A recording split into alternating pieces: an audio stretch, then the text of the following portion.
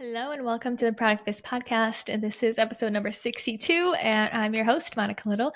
And I'm just so excited to chat with you about how to create a cult-like following with special guest Kerrie Fitzgerald. So let me know if this sounds like a dream or what. Being able to grow your business with less time on social media, getting your products in front of your dream customers by your existing customers, talking about you and obsessing about your products to the point they share about it on social media, but you're spending less time on social. Having these raving customer fans who essentially become your brand spokesperson because they love your brand that much. Now, I know this may sound too good to be true, but it's really not that challenging, not that difficult. And today's special guest, Kerrie Fitzgerald, will be sharing with you exactly how to create a cult-like following that takes your business from invisible to magnetic. A little bit about Kerrie before we bring her on. She is the founder of Kerrie Fitzgerald LLC, an e-commerce and product business consulting and educational agency. And she's also the host of the Top 100 Marketing Podcast, the Six Figure Product Business Podcast. As a digital marketing expert, Kerrie helps e-commerce businesses create wildly in-demand brands that their customers are obsessed with. Her unique marketing framework stems in organic marketing that brings in consistent sales and traffic without focusing a dime on ads. After starting her own high-end pet e-commerce business, the Dapper Dog Box, in 2016. She grew the business to multiple six figures of revenue in 2 years without funding, without staff, without support, and successfully sold the business in 2019. During that time, she was featured in Buzzfeed, Forbes, Mariah Carey's Christmas Guide. She's a proud boy mom, dog mom, hot sauce lover, coffee lover, and is an East Coast transplant living in Seattle. So excited to bring Kerrie on so she can share with us just exactly how you can create a cult-like following with your brand. So let's bring her on and let's dive in. Well, hello and welcome, Kerrie, to the Product Biz Podcast. I'm so excited to have you here today. So excited to have, I'm sorry, not have you. So excited to chat with you.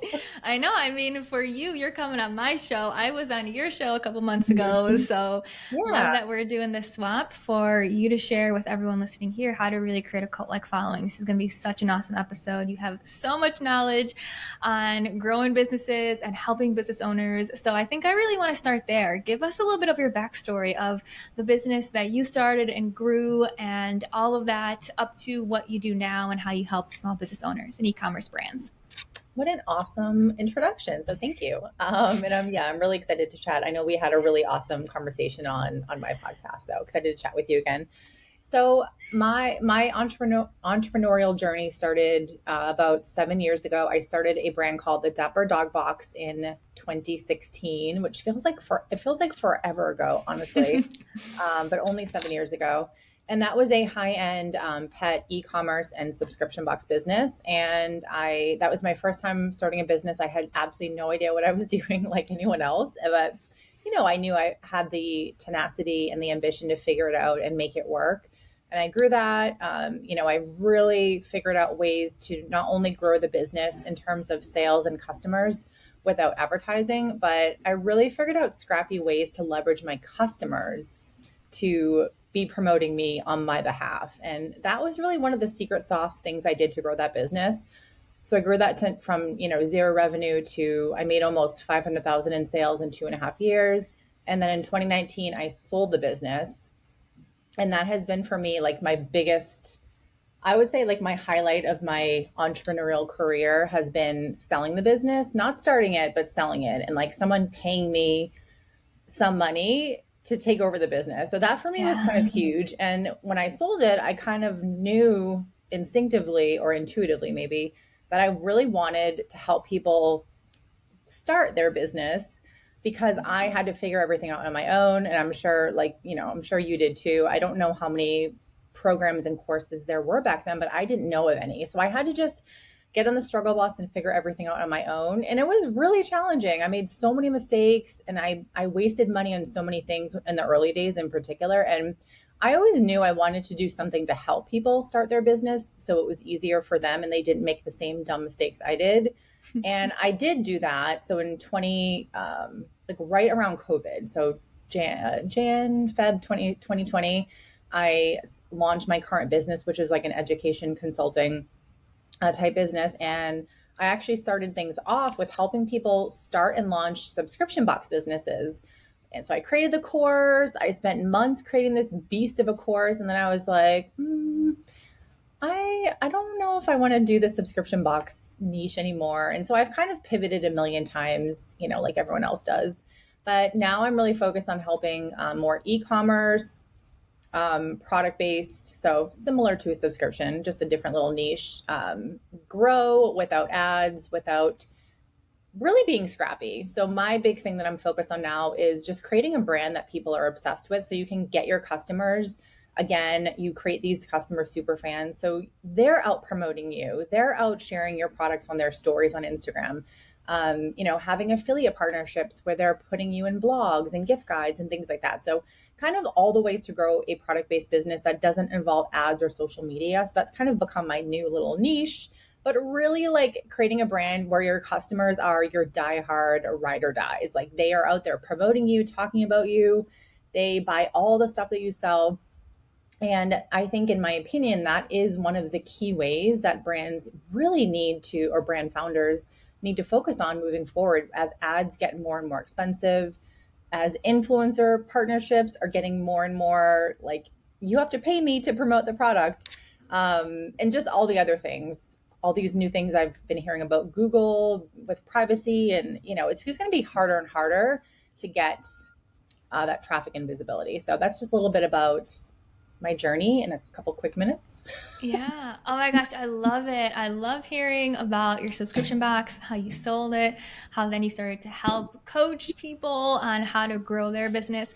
And I truly resonate with what you said because I do think we're at this really interesting time for small businesses where it comes down to your brand and how people promote it and how people talk about it and referrals and affiliates, because that can really grow your business in such a way versus like your own effort doing everything on your own, trying to like hustle and like make something happen, right? So I Mm-hmm. think it's really interesting the point of view that you have, because I truly think that's going to be where things go in the next 6 or 7 months of how do you create such an awesome brand and an awesome story and an awesome experience that people just want to share about it for you.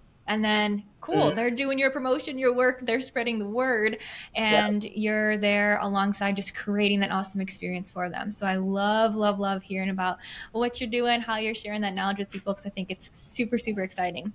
So I know you really focus on creating a cult-like following. That kind of segues perfectly into what we're going to talk about today. So give me a little bit more insights in terms of what is a cult-like following? What are some of the main characteristics? Like, what is it? Why is it beneficial? We kind of dived in, but share a little bit more about that.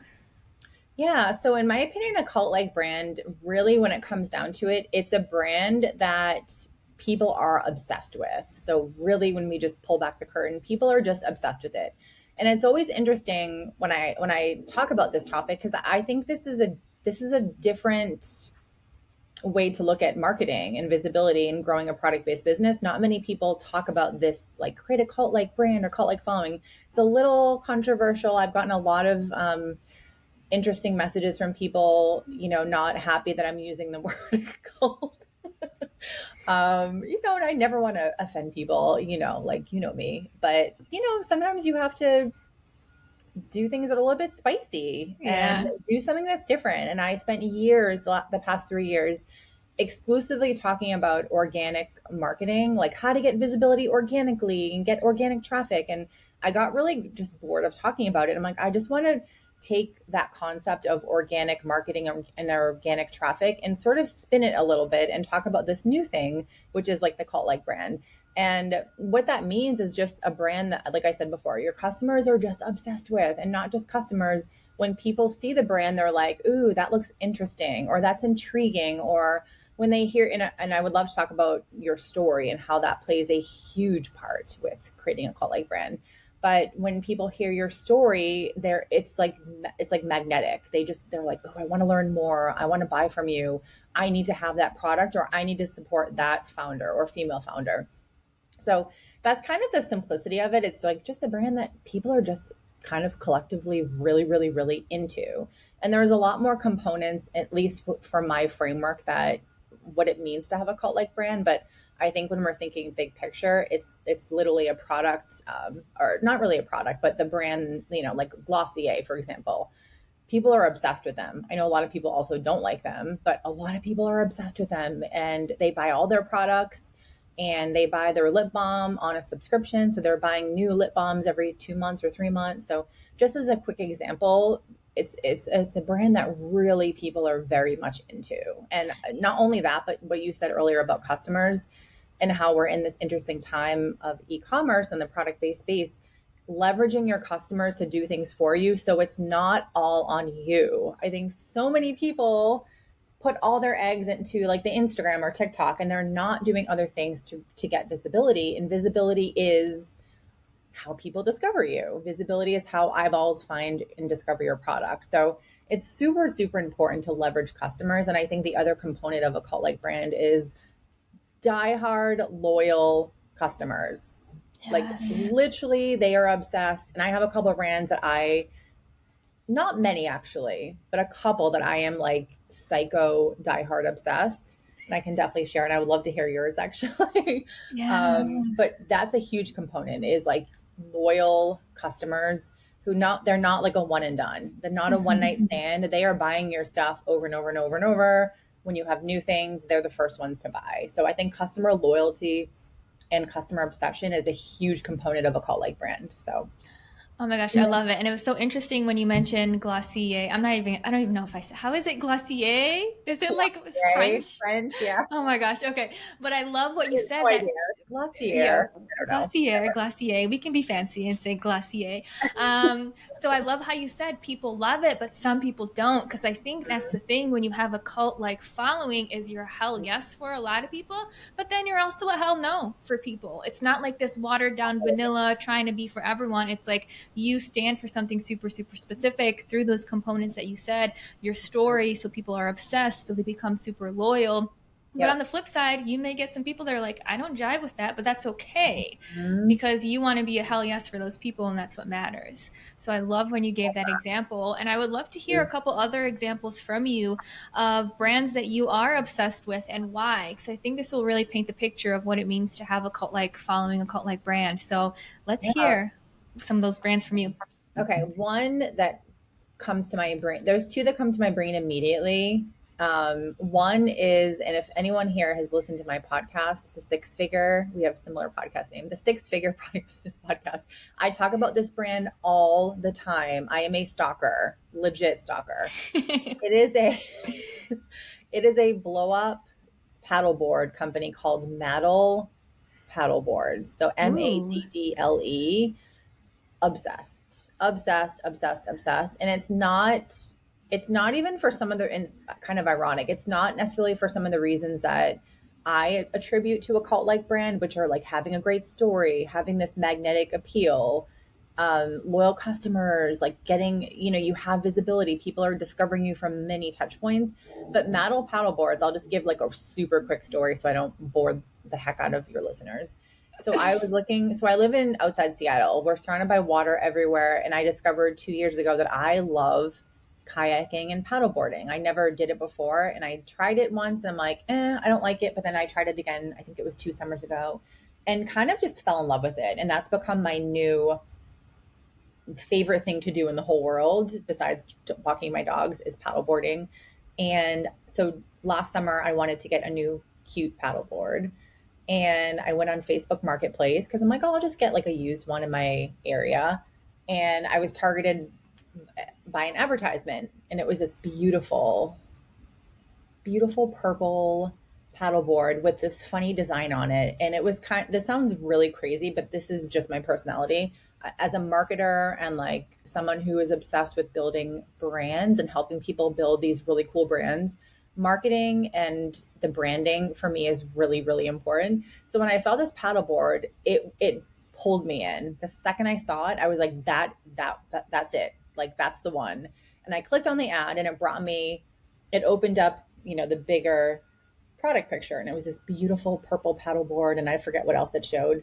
And I was like, that is literally the most beautiful thing that I've ever seen in terms of like water sports. So I clicked on it, went to the website. And again, it was like, it drew me in. The second I went to the website, I was like, this product is made for someone like me who cares about the cuteness of a product, who cares about what the product looks like. It's not just a functional product, but like you can have a functional paddleboard, but it can also be really fun and cute and modern. And it was, like I said, like kind of like love at first sight when it comes to seeing a product, which sounds crazy. I'm well aware. I sound like a quack, but it was. And I scrolled through the website and I just was so impressed by the website and the way that they're featuring the products and the product photos and the branding and the visuals. And just like they had all these images of, at the bottom, loved by thousands of customers. And they had this row of pictures, and half the pictures had dogs on the paddleboard with the person. And it felt like this product was made for someone like me. And that's a really important point for anyone listening when it comes to creating a brand and product. When someone comes to your website, just like you said, it's either a hell yes or a hell no. That's kind of what your website should make. They should make someone feel like, wow, I need to learn more, or like I need to buy that product, or ew, it's not for me. And that drew me in, and I ordered the paddleboard. It showed up in this beautiful box. Everything was pink and purple and beautiful branding. It came in this beautiful bag where you could put all the paddleboard products inside. Just pure perfection. And ever since that first day that I saw that product online, I have been obsessed with them. Obsessed. I talk about them. I can't even say how much airtime I've given this stupid people on my podcast. I just love it. Like, I love their website, their product photos, their lifestyle photos, their marketing. They have done, and when we're thinking of products or brands that have done a fantastic job of putting everything together in this beautiful package. And paddleboards are not a unique product here. There's a million companies selling paddleboards, but what makes me stop the scroll and choose that one versus all the other crappy ones that I could buy on Amazon? And it was the visual piece, the visual branding and the lifestyle photos. But yeah, ever since then, for me, that have been obsessed with them, and not necessarily from their story, but the more magnetic appeal which is, I believe, one component of a cult-like brand. When you see it or discover it, you want more. You want to learn more. You want to like click on that website and keep looking, So Yeah. that's one of mine. I do have another one, but I would love to know if you have one. Yeah. Oh my gosh. Okay. So first I want to comment on that because there's so many good things that you just mentioned, which I absolutely loved. Because it was interesting how you said that maybe you don't know their story. Maybe they're like about us, why we got started. But I actually think through their visuals that you mentioned, you probably got a glimpse of that. Like they value, like you said, going outside, bringing the dog on the paddleboard. And even though maybe you don't know the origin story, you know their values. You know that they value like the outdoors, being with your pets, being with loved ones. So I love how you mentioned that, and the lifestyle photos, because that's something that I talk about all the time, is you got to show people what it's like to be using your product. So when you saw those dogs on that paddleboard, you said, oh my God, I can take my dog on this paddleboard. How fun will that be? And look at that, like, amazing connection. And then boom, you had this awesome experience, plus all the amazing packaging that you mentioned. Like, just sounds like it was so awesome. So I think that's such a good example of truly a cult-like person who loves this brand. Carey, the #1 spokeswoman. So funny. So okay, #1 stalker. Seriously, I'm like, I need to stop talking about them. I sound like a crazy person. Or ask them for like some marketing compensation. Like, hey, I'm talking about you all the time. But it's so funny. You asked me, what am I a cult-like follower for? And that is such a good question. And this is funny. The first thing that pops into my head is like, I'm a diehard Etsy fan. I buy so much stuff on Etsy. So it's not a particular one business, but I just love, and which is why I'm an Etsy coach, right? But I just particularly love it. Like, I love going on there, being able to support small businesses, being able to see who's there, what I can buy, what unique things, and just really supporting small businesses. So that's like the first thing that comes to mind. And here I am, like, looking around my office to see what else am I obsessed with. I mean, I don't know. I like Whole Foods. Like, I resonate with values. So Whole Foods. I'm super into healthy eating, super Mm-hmm. into just knowing what's going in my body, etc. So, I mean, I love the Whole Foods experience. I love going into Whole Me Foods. I too. love having like the good produce and having a good time there and healthier options. And then when I think about Etsy, another one of my big values is supporting small businesses. So, for Mm-hmm. me, I think my cult like following for myself just comes down to the values of the businesses that I purchase from. So yeah, those are the first two that I'll have to do some more research and get back to you on. Like, what are other brands that I just absolutely love? There's this one brand called Boca that does floss that's like more eco-friendly and better for you, which they also Right. have a great packaging experience and a unique website. So, but another one of those values of it's like cleaner floss that's better for you. I think it's plastic Mhm. free or something like that. So yeah, I'm very much like a value person. So those are three Love just that. on the spot that I hear. But you said you have one more. So let's hear it because you have this awesome, awesome story of how you find and how you love yours. So mine are just like pulling out of my ass. I'm like, I don't No, know. yours are good. I mean, Etsy is an awesome example, and that makes sense. So I love that example. And I want to talk about one thing that you said after, because one thing that you mentioned, how values are one of your drivers in like who you're supporting. That is completely part of the cult like brand, like at least my framework or what I define of it. And I want to talk about that because that's so important. And I truly think the value, your story, and things like that are actually what gets someone to buy you versus the other person. So I love to talk about that. Yeah. Just like really quickly, one more that I didn't discover recently, but decided that I was obsessed with them recently. So Kodiak cakes. So you can get that at probably Whole Foods, Yeah. Costco.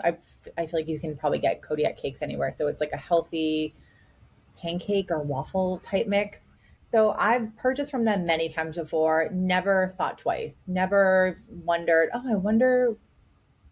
I think when you buy things at these big brands like a Costco, at least for me, I instantly almost get uninterested because I'm like, oh, this is a big brand. I don't really care. Like I like to, just like you, I love to support the small people and the small fish in the sea, or the growing fish in the sea, maybe. So anyway, so I never really thought twice about them. But then one day I was just looking at the packaging, and I love bears. So I'm obsessed with bears and grizzly bears and all that kind of stuff. And I just sort of stopped and like looked at the packaging for a second, and I was like, oh, that's a cute bear on the, on the thing. I'm like, oh, I wonder like what their story is. I don't know. So I went to their website and I started reading about their story and their vision and the mission behind the business. And basically what happened was I was reading it on the website. I'm like, oh, their website's amazing. Like I've not given this brand enough credit because their website's freaking dope. And I'm scrolling through, and then I come to a page that talks about the founder and the history and all that, and that was cool. But then I come to the page that talks about their mission of the business and their bigger picture and their conservation efforts of how they donate money. And that is what hooked me, like that one thing. So basically, they have, and I forget exactly what they call their conservation initiatives, but essentially, they donate to all these bear foundations to help save the bear. So I'm not sure if you know a lot about polar bears and grizzly bears. I'm literally obsessed. I've watched like every documentary. I'm such a nerd. But polar bears are like literally on the way out. They're probably going to be extinct sooner than later. And it's really, really, really sad. So, as someone who really cares about bears and all that, like I'm literally going to Alaska in August, and I'm doing a bear camp trip to Oh my see gosh. grizzly bears in real life. Like that's how of a crazy bear person I am. And so, what I read about them and how they donate money to help polar bears and restore grizzly bear life in certain states of the country, it literally turned me from, I don't give a crap about this brand, into, oh my gosh, obsessed. And I say the word obsessed a lot because I'm a very passionate person. I either love something or I hate it. I don't have any in between. But the second I read about their bigger picture of the business, they're not just selling you pancake mix, but they're actually trying to help make the earth a better place and help animals that, again, could be extinct soon, aka the polar bears. And that one thing gave me such a strong emotional reaction instantly. And again, I want to repeat myself here because I think it's a really important point, and why you should share your story and share your values of the brand, and if there's anything that goes bigger than what your product, like what is your impact that your brand makes, not just selling floss or pancake mix or soap or something. What's the bigger picture thing here? And I didn't care about the brand before I read about that. The second I read about how they're helping the polar bears and grizzly bears, I instantly had this like emotional connection immediately. And I decided, oh my gosh, like this is a brand that I want to support.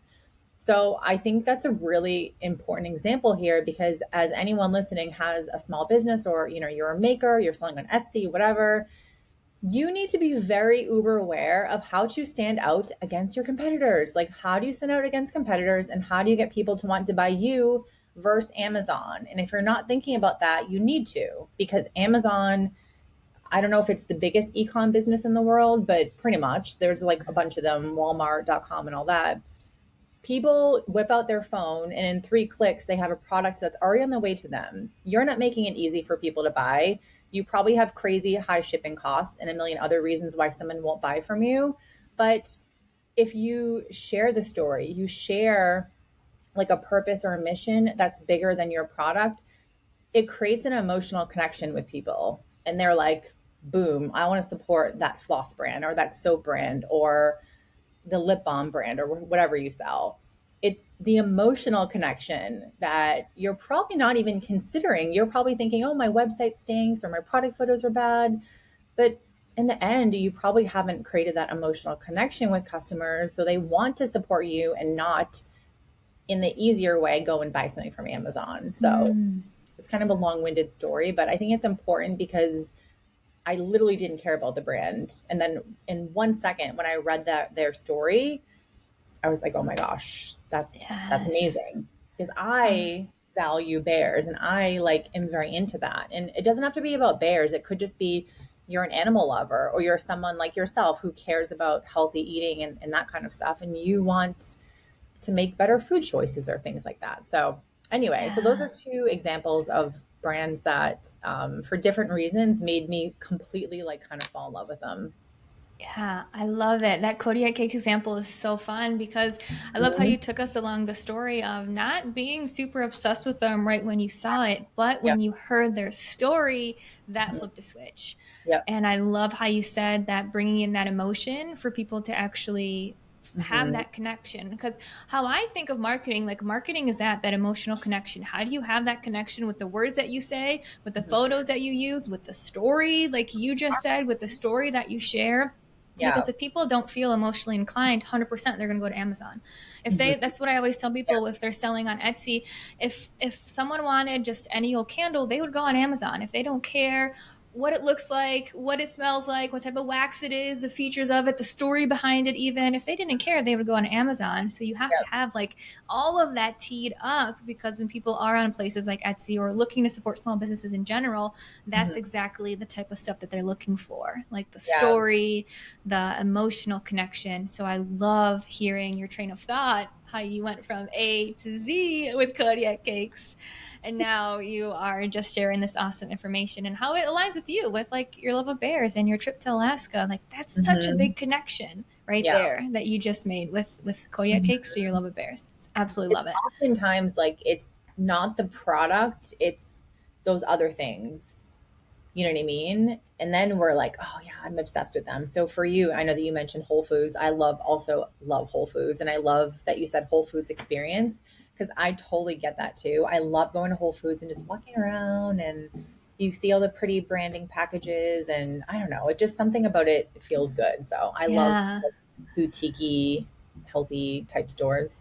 But yeah, like when it comes to smaller brands, it often is those other things. Like you have to have a good product. That's actually like a non-negotiable. Your product needs to be good. It should solve a pain point for someone. But it's when you mix in those other things, the story, because a story, someone seeing your face and learning you are a single mom and you launched this soap brand because X, Y, and Z, or whatever reason it was that you started your business. And then also you have this really cool purpose or mission attached to your business. It doesn't mean you have to donate money, but that does help. I think that does help if you can donate something, or you're a part of some sort of initiative that helps people or animals or something, because those are things that people connect with, you know? Mhm. And then it's like, okay, I like the product, the branding is cool, I like your vibe.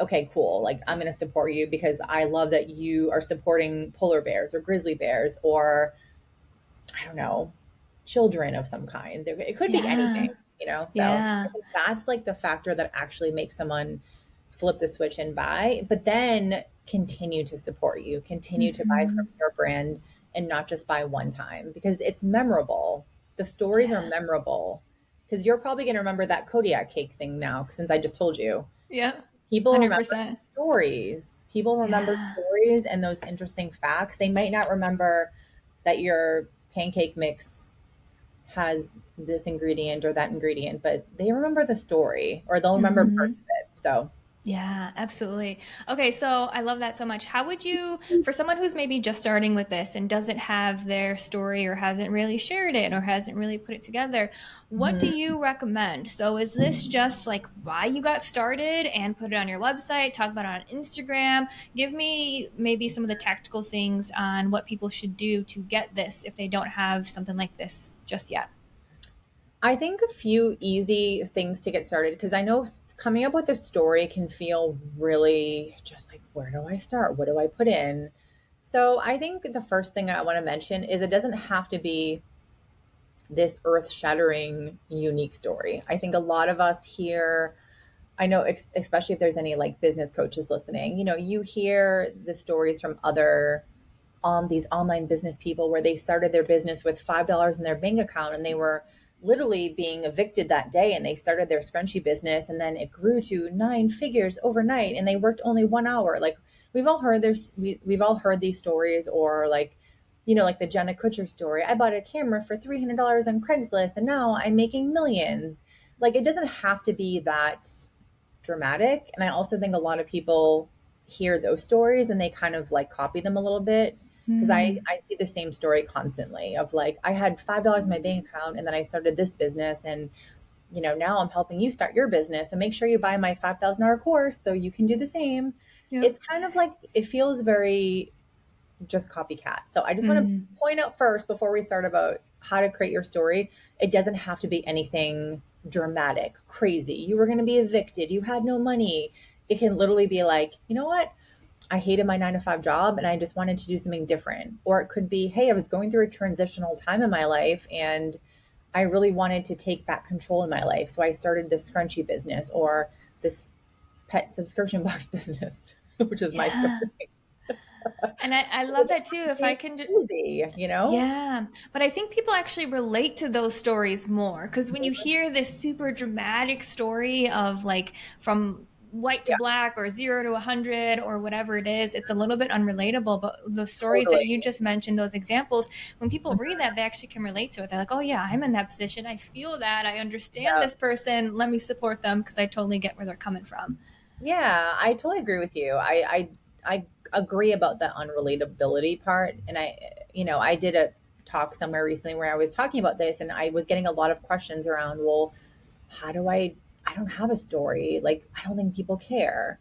And I just want to also mention for point number two is your story is unique and interesting and there is no story that is boring. It's not because that's your thing. It's your story and I think just to get started when coming up with a story for to represent your brand, it doesn't there's no like right or wrong way. I think two things I would ask yourself is how was I feeling when I decided to start the business? How was I feeling? What was happening in my life? What was I going through?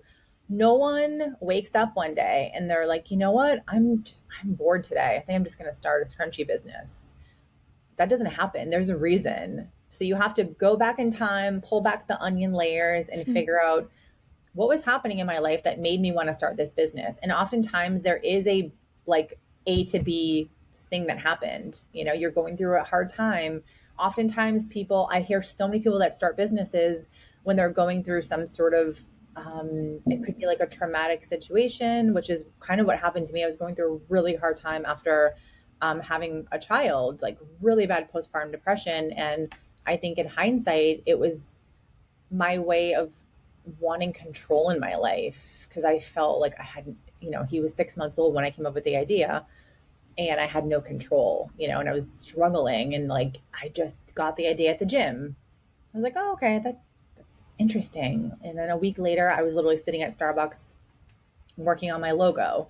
So I think oftentimes stories happen from things we're going through, but just think about that. So if you're like, I don't know what my story is, think back to what you were doing at that time, how you're feeling. Was there something transitional happening?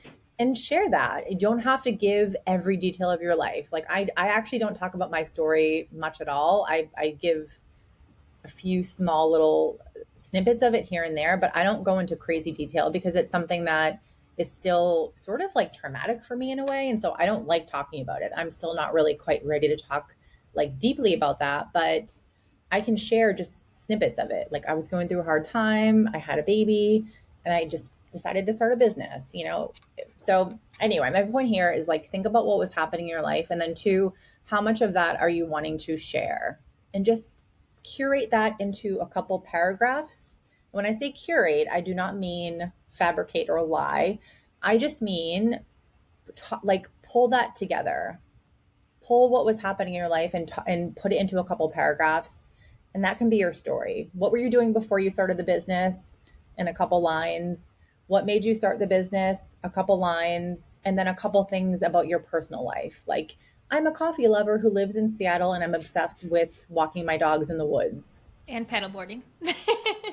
Or And bears. I love crystal. I don't know. I think you like crystals. I love Yeah. crystals and working out and being healthy. And I'm a Chicagoan living in Arizona. I don't know if that's how you Yes. say Chicago. Spot on. Yep.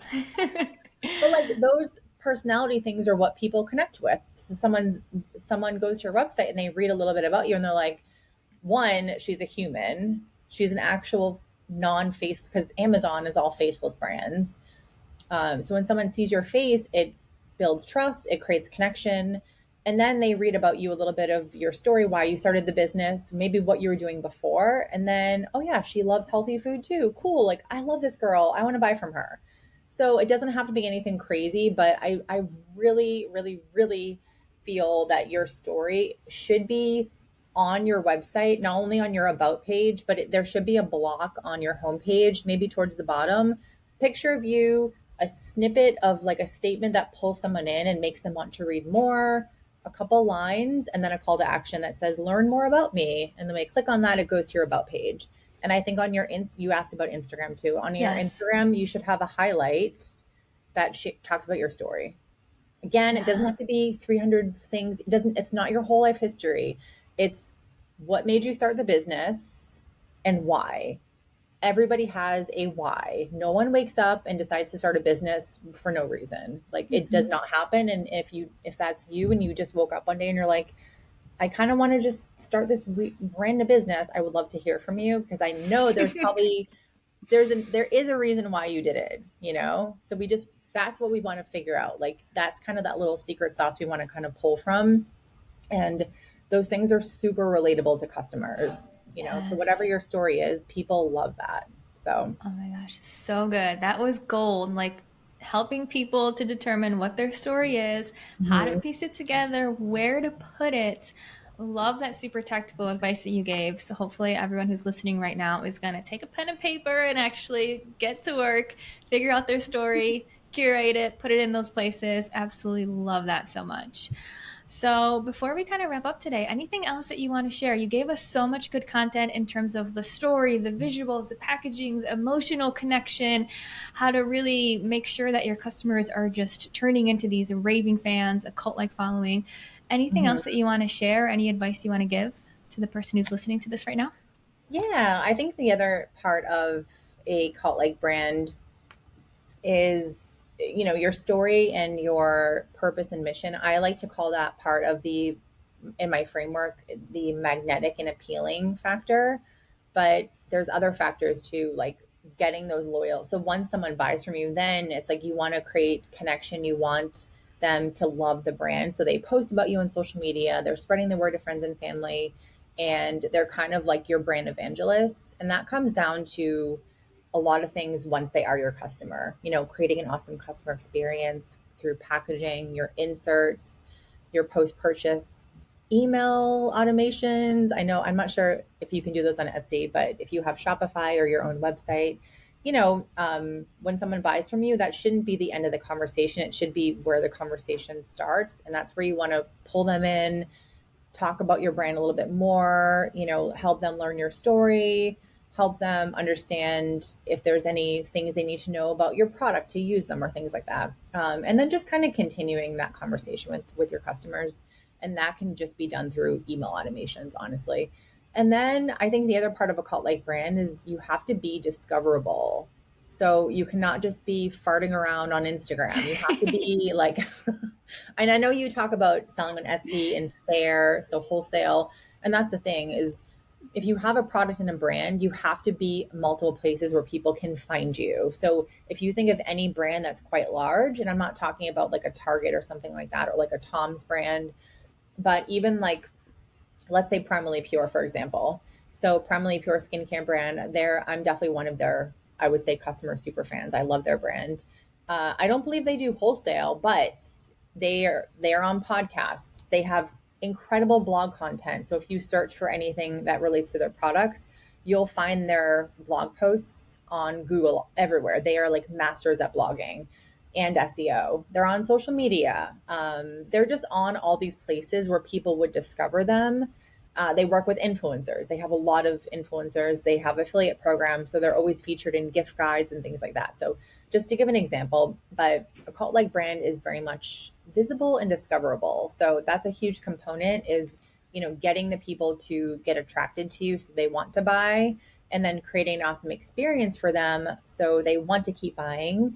And then lastly, your marketing efforts where people can find you in multiple places. So my big point is like, Instagram's awesome, TikTok's awesome, but like we need to add more things in. So, Yes. And then just one more point. If you're looking for an example of an awesome story, Cool House ice cream brand. So Coolhaus, they have the single-handedly most interesting and perfect story of a brand I have ever heard of.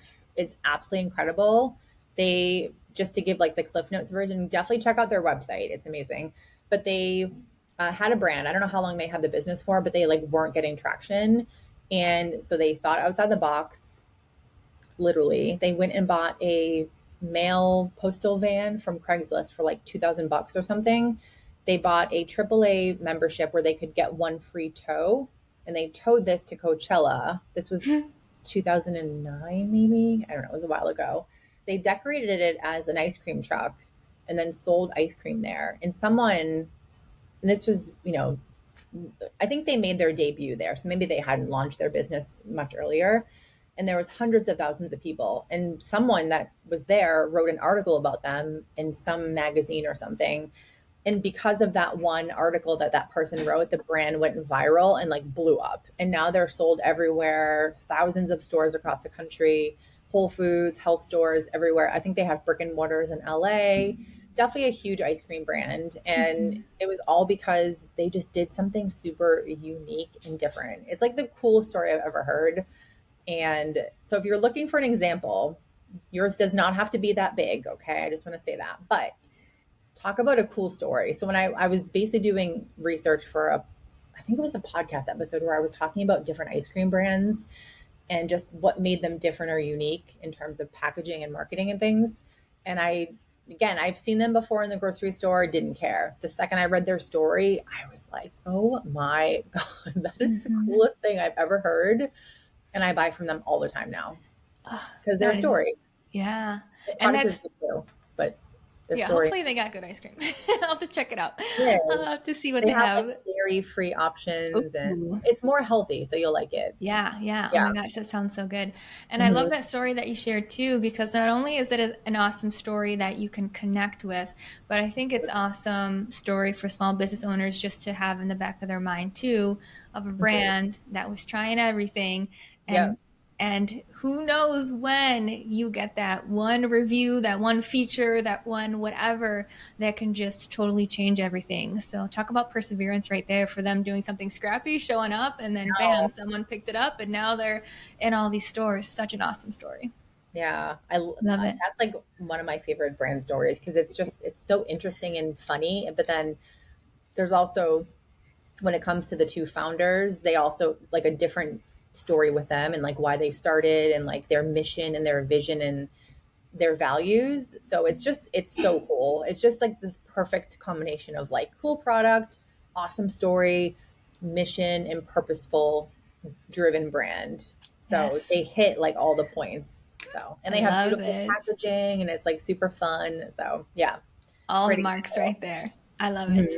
Well, thank you so much, Carrie. Such a good episode. So many good pieces of information here. I would love to just end with you sharing where people can find you, your podcast, your programs, all that fun stuff. Oh, thank you so much. So you can find me my first name last name.com. So Kerrie, and that's Kerrie. It's not a Y. KerrieFitzgerald.com, and you can just find some things on there. I have my podcast called the Six Figure Product Business Podcast. And Monica, you were on, I don't know what episode number it is, maybe like 160 something. So definitely check that out. It was a long one. We had a really good conversation. A couple hours of us chatting, but it was so fun. Really good conversation. So definitely check that episode out for sure. And then I have a couple programs, but I do have a program called the Cultish Product. That's my newest group coaching program, and I'm absolutely obsessed with it. But it's kind of all about creating a cult-like brand, not really focused on the story part of it, but just some other things that will help you get discoverability, build sales channels on autopilot, and then creating an awesome experience for customers. So some of the things I talked about today are definitely relevant. And this is definitely for a little bit more of an established product based business. So if you're a newbie, not a good fit, but great for established businesses. And then I just have a couple other, I have an email marketing template membership, which is my other favorite thing. And but you can find all that information on, my website if you're interested. And then you can follow me on Instagram. That's a great place to check me out, is Kerrie.a.Fitzgerald. And I share lots of random tips about a lot of the stuff I talked about today. So Love it. And I'll make sure to link all of that in the show notes so you can easily find Carrie, her website, her podcast, and you can connect with her there. So thank you so much, Carrie. So great having you. And thank you, everyone, for listening to this week's episode of the Product Biz podcast. thanks, Monica. So good to be here.